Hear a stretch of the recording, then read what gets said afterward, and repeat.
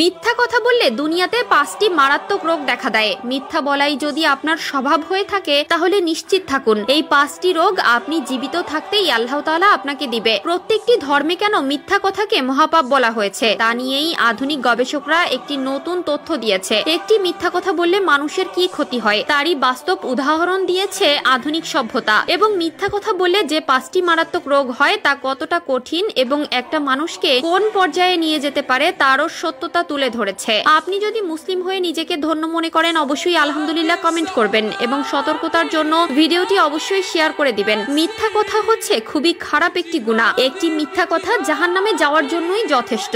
এক ব্যক্তি রাসূলুল্লাহ সাল্লাল্লাহু আলাইহি ওয়াসাল্লামের কাছে বলেছিলেন, আমি পাপ থেকে বাঁচতে চাই। উত্তরে রাসূলুল্লাহ সাল্লাল্লাহু আলাইহি ওয়াসাল্লাম বলেছিলেন, তুমি মিথ্যা কথা ছেড়ে দাও, তুমি মিথ্যা কথা ছেড়ে দাও, তুমি মিথ্যা কথা ছেড়ে দাও। সকল পাপের মূল উৎস হলো মিথ্যা কথা। একটি মিথ্যা কথা ঢাকতে মানুষকে একের পর এক মিথ্যা কথা বলতে হয়, কিন্তু সত্যি কথা বললে সেটা এক নিমিষেই ফয়সালা হয়ে যায়। তো চলুন জেনে নেই মিথ্যা কথা বললে কোন 5টি রোগ হয়। আল্লাহ তাআলা বলেন, যখন কোনো বান্দা মিথ্যা কথা বলে তখন সেই বান্দার মিথ্যা কথার দুর্গন্ধে ফেরেশতারা তার থেকে অনেক দূরে চলে যায়, এমনকি তার উপর আল্লাহর লানত পড়ে। মিথ্যা কথা বললে যে 5টি রোগ হয় তার মধ্যে 1 নম্বরে হলো আমাদের চেহারার সৌন্দর্য নষ্ট হয়ে যায়। মিথ্যা কথা বললে মানুষের চেহারার যে রহমত থাকে, নূর থাকে, আল্লাহ তাআলা সেটা উঠিয়ে নেয়। 2 নম্বরে অন্তর মরে যায়, তারা কখনো সত্য বলতে পারে না। শয়তান যখন তার অন্তরকে পরিপূর্ণভাবে দখল করে নেয় তখন সেই মানুষটির অন্তরে ঈমান থাকে না, মায়া দয়া ভালোবাসা উঠে যায়, এমনকি সেই ব্যক্তি আল্লাহকে ভুলে যায়। 3 নম্বরে দুশ্চিন্তা বৃদ্ধি পাবে।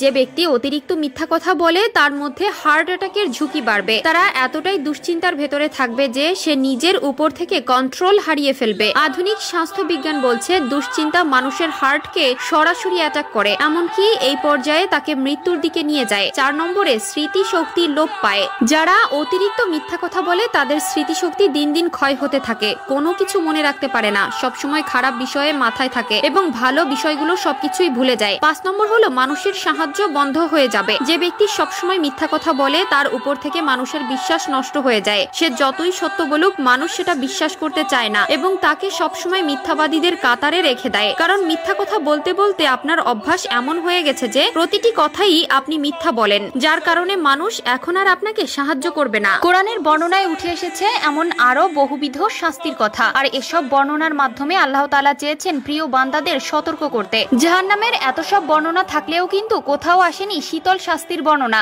তাই বলে কি শীতল কোনো শাস্তি আখিরাতে হবে না? এই প্রশ্নের উত্তর জানতে আসুন শুনে নেই কোরআনের একটি আয়াত। ওই আয়াতে আল্লাহ তাআলা জান্নাতীদের নিয়ামতের বর্ণনা দিতে গিয়ে বলেন তারা সেখানে আস্বাদন করবে না উত্তপ্ততা এবং শীতলতা। সূরা দাহর আয়াত 13। হযরত আবু সাঈদ খুদরি রাদিয়াল্লাহু তাআলা আনহু থেকে বর্ণিত, রাসূলুল্লাহ সাল্লাল্লাহু আলাইহি ওয়াসাল্লাম বলেছেন, প্রচন্ড গরমের দিনে যখন বান্দা বলে আল্লাহ ছাড়া ইবাদতের উপযুক্ত আর কেউ নেই, আজ কি গরম, হে আল্লাহ আমাকে জাহান্নামের আগুন থেকে মুক্তি দিন, তখন আল্লাহ তাআলা জাহান্নামকে বলেন, আমার এক বান্দা তোমার উত্তপ্ততা থেকে মুক্তি চেয়েছে, আমি তোমাকে সাক্ষী রাখছি, আমি তাকে তা থেকে মুক্তি দিলাম।